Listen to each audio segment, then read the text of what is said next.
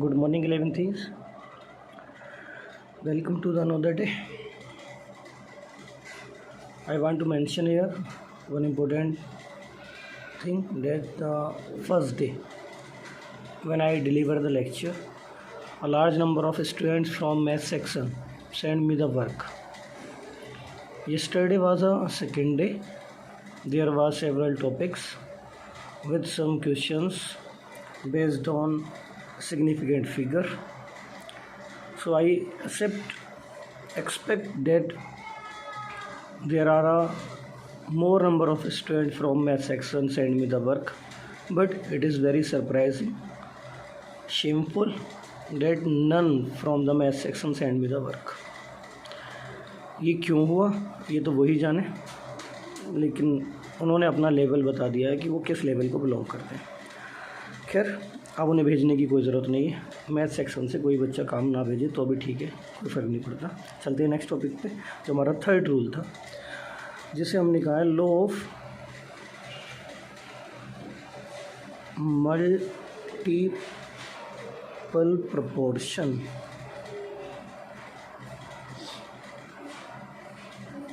Notes बनाते हुए आप इस लेक्चर के साथ साथ बुक की हेल्प भी ले सकते हैं, कोई दिक्कत नहीं। इससे पहले समझना जरूरी है। लॉ ऑफ मल्टीपल प्रोपोर्शन के लिए एक एग्जांपल लेता हूँ। S2 + O2 gives H2O। इसे बैलेंस करते हैं, 2S2 2S2। अगर मैं मास देखूँ यहाँ पे, तो हाइड्रोजन का मास यूज़ हुआ है 2, 1 × 2 2 × 2 4 U या 4 ग्राम। ये 16 × 2 32 ग्राम, और ये कितना बना है इसे छोड़ दो। दूसरी, एक और हाइड्रोजन और ऑक्सीजन मिलते हैं तो एक और कंपाउंड बनाते हैं जिसका नाम है H2O2। ये बैलेंस इक्वेशन है, और इस केस में यहाँ ये यूज़ हुआ है 2 ग्राम, ये यूज़ हुआ है 32 ग्राम, और ये बन गया। अगर आप ध्यान से देखो तो यहाँ पर दो एलिमेंट हैं जिसका नाम है हाइड्रोजन और ऑक्सीजन, हाइड्रोजन एंड ऑक्सीजन। इन दोनों ने मिलके दो कंपाउंड बनाए हैं, एक है वाटर, एक है हाइड्रोजन पेरोक्साइड।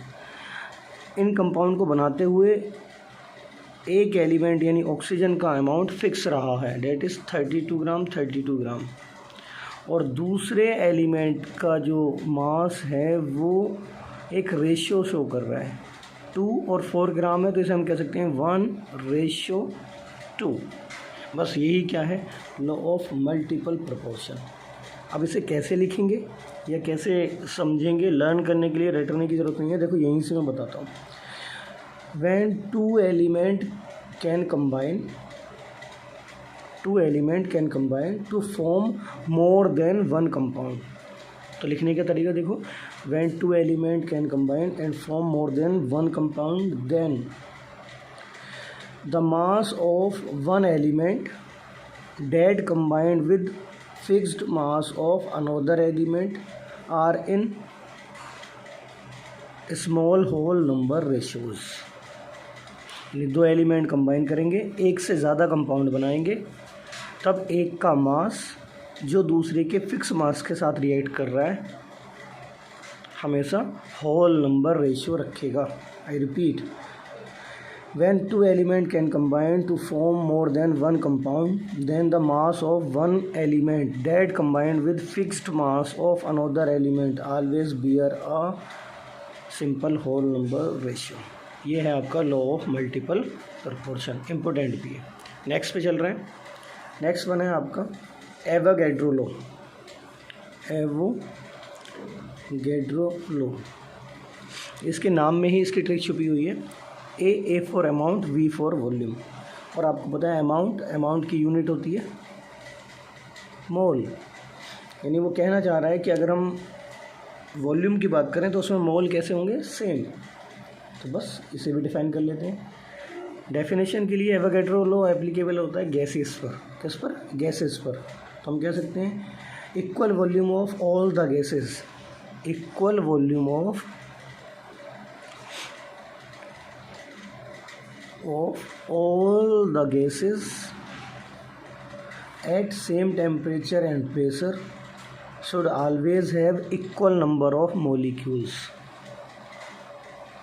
जैसे मैं कहूँ 1 डज़न बनाना और 1 डज़न एप्पल, तो दोनों में कितने नंबर हैं? क्योंकि मैंने डजन यूज़ कर लिया तो ऑब्वियस से कितने नंबर होंगे 12। सेम बात यहाँ आती है, अगर हम कहें 1 लीटर ऑक्सीजन गैस और 1 लीटर ब्यूटेन गैस C4H10, ये ऑक्सीजन सिलेंडर में आती है और ये LPG सिलेंडर में आती है। तो अगर दोनों का वॉल्यूम सेम है तो उस 1 लीटर वॉल्यूम के अंदर दोनों के नंबर ऑफ मॉलिक्यूल्स इक्वल रहेंगे। मतलब अगर फॉर एग्जांपल 1 लीटर ऑक्सीजन में ऑक्सीजन के 5 मॉलिक्यूल्स आते हैं, O double bond O, O double bond O, O double bond O, O double bond O, 1 2 3 4 5 O double bond O। तो ब्यूटेन जब वो एक लार्ज मॉलिक्यूल भी है तब भी इसके कितने नंबर आएंगे, 5 ही आएंगे। अगर ये 5 हैं तो, अगर ये 50 हैं तो ये भी 50, ये 100 है तो ये भी 100, यानी नंबर मैटर नहीं कर रहा। वो कह रहा है कि अगर सेम वॉल्यूम है और टेम्परेचर और प्रेशर कांस्टेंट है या सेम है तो सेम वॉल्यूम में नंबर जो भी होगा वो कैसा होगा, इक्वल होगा। तो यहाँ पर ये जो अगर मैं इसकी बात करूँ, ये एक मॉलिक्यूल है तो ऐसे ऐसे कितने मॉलिक्यूल होंगे, 5। अब इसे लिखेंगे कैसे, इसे लिखेंगे equal volume of all the gases at same temperature and pressure always contain equal number of molecules. Next one और last one, Gay-Lussac law of gaseous volume, यानी ये भी किसकी बात कर रहा है, ये भी गैसेस की और वॉल्यूम की बात कर रहा है। इसमें क्या आएगा, इसमें भी ये आएगा when gases combine together, for example H2 plus N2 gives NH3, H2 plus I2 gives HI। इसे बैलेंस करते चलो तो यहाँ 2NH3, ये 3H2, ये 2HI। ऐसे हम कह सकते हैं H2 plus Cl2 gives 2HCl, N2 plus O2 gives N2O, तो यहाँ ट्वाइस, तो ये 2N2O। तो जब गैसेस की बात कर रहे हैं तो वो कहता है व्हेन गैसेस कंबाइन और produce in a chemical reaction. तो देखो यहाँ पे गैस कंबाइन कर रही है और बन भी जो रहा है वो सब प्रोडक्ट भी क्या है, गैसेस। तो इसलिए इनके ऊपर कौन एप्लीकेबल है, गे-लुसाक लॉ। तो when gases combine or produce in a chemical reaction they do so in a simple ratios of their volumes, यानी गैसेस जब आपस में रिएक्ट करती हैं और प्रोड्यूस होती हैं तो वो ऐसा सिंपल होल नंबर रेशियो में करती हैं अपने वॉल्यूम के। तो ध्यान से देखो, अगर ये 3 लीटर है तो ये कितने लीटर है, 1, और ये कितने प्रोड्यूस हुई है, 2 लीटर। तो आप देख सकते हो यहाँ पर एक सिंपल होल नंबर रेशियो है 3:1:2। ऐसे यहाँ पे देखो H2, अगर ये इसका 1 लीटर इसका कोफिशिएंट है तो यहाँ पे भी ये 1 लीटर लिए और ये बनी कितनी है, 2 लीटर। ऐसे यहाँ लास्ट में देख लो, ये 2 लीटर है, ये 1 लीटर है और ये कितनी बनी है, 2 लीटर। तो क्या रेशियो आया, 2:1:2। तो हम इसे कहेंगे व्हेन गैसेस कंबाइन और produce in a chemical reaction they do so in a simple whole number ratios of their volumes। तो ये थे आपके 5 laws, law of chemical combination. इसके बाद नेक्स्ट टॉपिक आता है, बहुत छोटा सा है, आपने पढ़ा है क्लास 9th या 10th में, जिसका नाम है Dalton's atomic theory.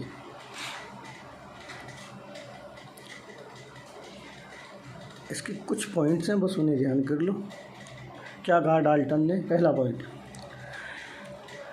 All type of matter always consist of individual atoms, यानी matter consist of small particles called atoms.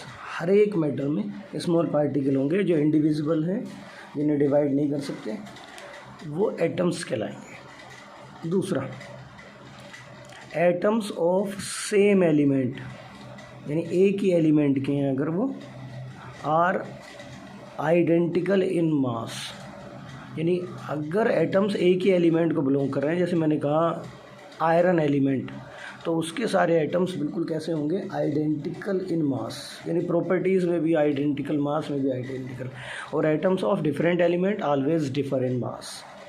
Third concept, compounds are formed when atoms combined together in a fixed ratio, यानी अगर उन्हें एक fix ratio में मिला दें तो क्या फॉर्म हो जाता है, कंपाउंड्स हो जाता है। क्या हो जाता है, कंपाउंड्स।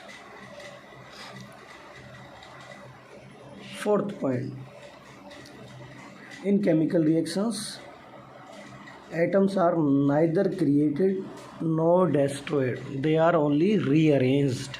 तो ये 4 पॉइंट्स थे कि एटम या matter consist of individual particles called atom, atoms of same element are identical in mass, atoms of different element are differ in mass, when atom of different element combined in a fixed ratio they form compounds.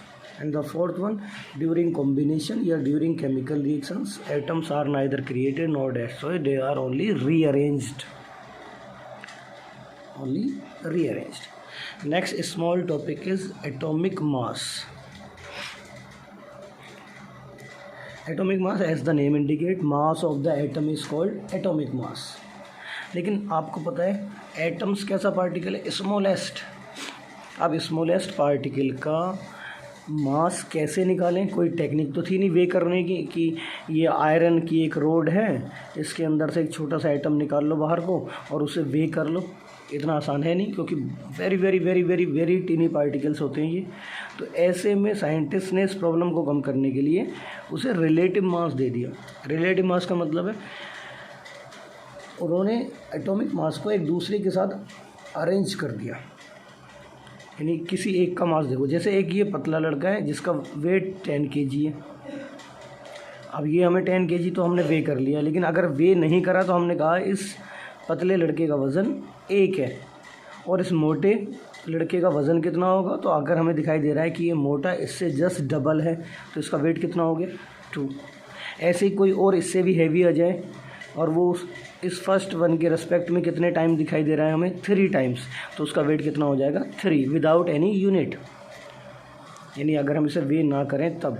बिल्कुल same technique atoms पे apply कब, ancient time में जब कोई भी technique नहीं थी तो एटम्स के वे को यानी वेट को वे करने की जगह हमने उन्हें रिलेटिव मास दे दिया और उस रिलेटिव मास में हमने हाइड्रोजन एटम को असाइन कर दिया 1 कि mass of hydrogen is 1 without any unit, कोई यूनिट नहीं। हाइड्रोजन का मास कितना है, 1। अब उसके रेस्पेक्ट में जो हाइड्रोजन से ट्रिपल थे उनका मास हो गया 3, जो 6 टाइम थे उनका मास हो गया 6, जो 10 टाइम्स थे उनका मास हो गया 10। तो पुराने टाइम में हमने हाइड्रोजन को असाइन किया था एज अ मास ऑफ 1। लेकिन अब 19th सेंचुरी में हमने एक नई टेक्निक अपनाई जिसमें हमने एक यूनिट भी दी है जिसका नाम है AMU, एटॉमिक मास यूनिट। क्या है ये, इसकी बात करते हैं। तो हम आ गए थे टॉपिक पर जिसका नाम है AMU, एटॉमिक मास यूनिट। थोड़ा सा कॉम्प्लिकेटेड है, ध्यान से समझो। पहले हाइड्रोजन को 1 असाइन करके हमने उसके रिलेटिव सबको मास असाइन कर दिया, लेकिन न्यू टेक्निक यानी 19th सेंचुरी में साइंटिस्ट ने कहा कि इस बार हम लेंगे कार्बन। और कार्बन, आपको पता है कार्बन के 3 आइसोटोप होते हैं, कार्बन 12, कार्बन 13, कार्बन 14। तो कार्बन 12 जो है यानी जिसका मास 12 है उसे हमने अपनी तरफ से असाइन कर दिया 12 AMU। यानी हमने कहा कि जो कार्बन 12 के एक एटम का मास है वो कितना है, 12 AMU। अपनी तरफ से AMU रखा तो अब लोगों ने पूछा AMU कितना है, तो उसने कहा निकाल लो।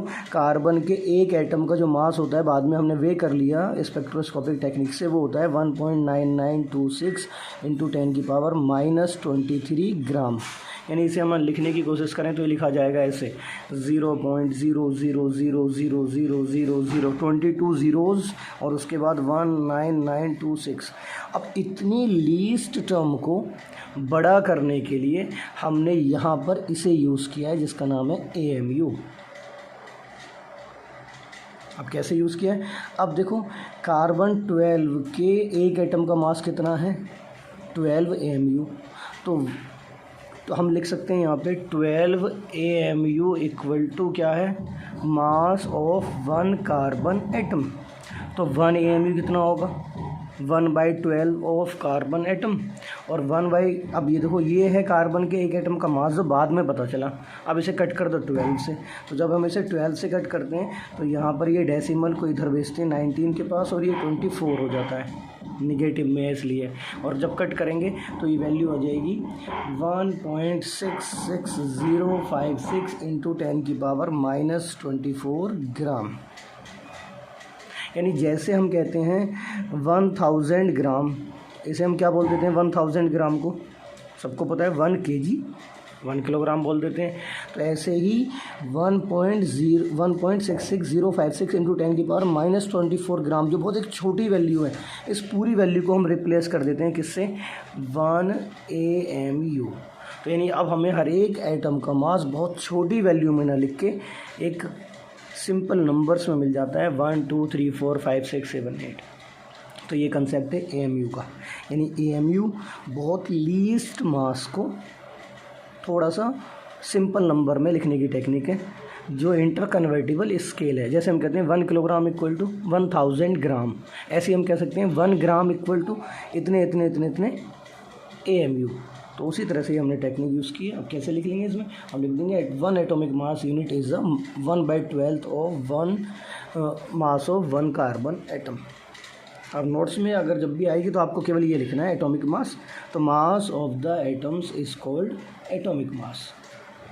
इसमें थोड़ा बहुत लिख सकते हैं क्या, इन ancient time the mass of atom is assigned by placing 1 of hydrogen atom. In 19th century, we write the mass of atoms with relative to carbon 12. Carbon 12 is assigned 12 AMU. Then we calculate the amount of AMU. 12 AMU equal to 1 carbon atom, 1 equal to 1/12 carbon atom, और 1/1 carbon atom का मास कितना है 1.9926 into 10⁻⁻24। तो इस तरह से हम इसे सॉल्व कर सकते हैं। बिल्कुल एग्जैक्ट आप इसे कॉपी ना भी करो तो भी चल जाएगा, आप बुक के हिसाब से और इस नोट्स के हिसाब से आप अपने कॉपी में लिख सकते हो। अगले टॉपिक पे जा रहे हैं। वैसे अब AMU भी रिप्लेस हो गया है, इस AMU को अब हम एटॉमिक मास यूनिट को U से रिप्लेस कर दिया है। इसलिए आपने देखा होगा जहाँ भी आप मास पढ़ते हो, जैसा वाटर का मास कितना आता है 18U। तो U इज़ कॉल्ड यूनिफाइड मास। एक ही टर्म है AMU और U, बट नाम चेंज हो गया है, अब ये कहलाता है यूनिफाइड मास। नेक्स्ट टॉपिक आता है average atomic mass. Next one is average atomic mass. Average की बात क्यों आई, एक्चुअली अभी मैंने बात की कि कार्बन के बहुत सारे आइसोटॉप्स होते हैं, कार्बन 12, कार्बन 13, कार्बन 14। तो ऐसे में जब बहुत कई सारे आइसोटॉप्स होते हैं, आइसोटॉप्स का मतलब है जिनका एटॉमिक नंबर सेम हो लेकिन मास डिफर हो, तो ऐसे में एवरेज की जरूरत पड़ी है। तो एवरेज एटॉमिक मास है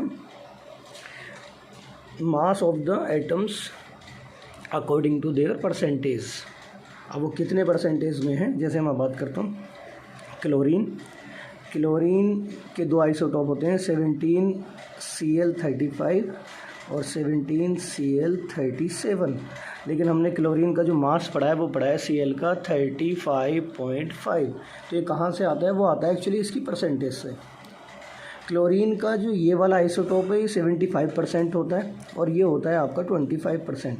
तो अगर मैं एवरेज निकालने की बात करूं तो क्लोरीन का जो मास निकल के आएगा वो आएगा 35 वाले कितने आइटम हैं 75 प्लस 37 वाले कितने आइटम हैं 25 और अपॉन टोटल आइटम कितने हैं 100, क्योंकि एवरेज निकलना है। इसके इससे मल्टीप्लाई करिए, इसके इससे मल्टीप्लाई करिए, दोनों को सम करके 100 से कट कर दीजिए, यही वैल्यू आएगी 35.5। तो ऐसे में जहाँ जिन एलिमेंट्स का एक से ज़्यादा आइसोटॉप्स अवेलेबल होता है तो वहाँ पर हम यूज़ करते हैं एटॉमिक मास की जगह average atomic mass. Next topic is molecular mass. अब ये भी आसान है, mass of the molecule is called molecular मास।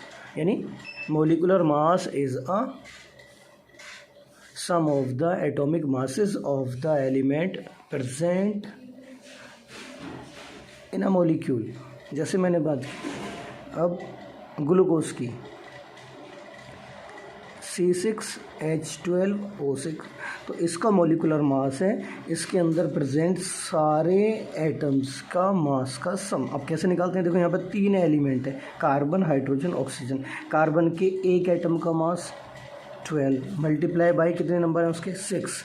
फिर दूसरे के साथ हम सम करेंगे। हाइड्रोजन का एक मास कितना है 1 × 12 प्लस ऑक्सीजन कितने हैं यहाँ पर, मास है उसका 16 × 6। इसका सम कर लो तो ये जो निकल के आएगा that is called molecular mass. Next topic is formula mass. हम फॉर्मूला मास पे जा रहे हैं। Actually in ionic compounds ions एक दूसरे के साथ रहते हैं। जैसे मैं बात करूँ कॉमन सॉल्ट की तो वहाँ पर Na+ है और Cl- है, एक दूसरे के साथ इलेक्ट्रोस्टैटिक बॉन्ड से रहते हैं। लेकिन क्या आपको वहाँ एक Na मिलेगा, तो ये पॉसिबल नहीं है। NaCl में एक Na 6 Cl से सराउंड होता है और हर एक Cl 6 Na से सराउंड होता है। तो इसका मतलब ये कि NaCl एक छोटा सा मॉलिक्यूल ना होकर लार्ज मॉलिक्यूल होता है। तो अब वो मॉलिक्यूल बहुत बड़ा है, तो ऐसे में अगर उस मॉलिक्यूल के सारे एटम्स का सम कर दें तो मोलर मास आना चाहिए। तो वो तो डिपेंड करता है साइज़ के ऊपर। अगर कहीं NaCl का साइज़ छोटा है तो मोलर मास यानी मोलिकुलर मास कम आएगा, और जहाँ साइज़ बड़ा है वहाँ मास ज़्यादा आएगा। तो इस प्रॉब्लम को ख़त्म करने के लिए उन कंपाउंड्स में जहाँ पर एक बड़ा मॉलिक्यूल हो जाता है हम हमेशा क्या यूज़ करते हैं, फॉर्मूला मास। तो फॉर्मूला मास हमेशा आयनिक कंपाउंड्स में यूज़ होता है क्योंकि वहाँ पर मॉलिक्यूल एक लार्ज एंटिटी बन जाता है। ऐसे में हम कॉमन सॉल्ट का फार्मूला क्या लिखते हैं, NaCl। तो यहाँ पर इसका मास निकल के आता है Na23 + Cl 35.5 और ये हो जाता है 8.5 U। तो ये नेक्स्ट टॉपिक था आपका क्या, फार्मूला मास। अब नेक्स्ट वन पे जा रहे हैं जो बहुत आसान है, मोल कंसेप्ट। कि मोल कंसेप्ट से आप क्या समझते हो, आपने पढ़ा है वैसे, और मैं आपकी ये बेसिक नॉलेज की एक थोड़ी सी छोटी सी क्या ले रहा हूँ, एग्ज़ाम ले रहा हूँ कि आप मुझे बताओ कि मोल कंसेप्ट से आप क्या समझते हो। आपसे मैं पूछूँ कि मोल क्या है, व्हाट इज़ मोल, तो आपके दिमाग में क्या पिक्चर आती है। जैसे मैं आप तुमसे कहूँ what is atomic mass unit AMU, तो आपको पता लग गया एटॉमिक मास यूनिट एक बहुत छोटी सी वैल्यू को बड़ा करके लिखने की टेक्निक है। जैसे हमने कहा 0.00001 किलोग्राम, तो हो सकता है ये 1 माइक्रोग्राम हो जाए। तो देखो 0.00060 आ गए, या हमने 90 लगा दिए 0.0000080 के बाद 1, तो ये नैनोग्राम हो जाएगा। यानी एक छोटी टेक्निक को बड़ा करने के लिए जो टर्म यूज़ की जाती है वो क्या थी, एटॉमिक मास यूनिट। तो अब आप मुझे बताओ कि मोल कंसेप्ट से आप क्या समझते हैं। ये आज का आपके लिए क्वेरी भी है, only for bio section, not for maths. Thank you.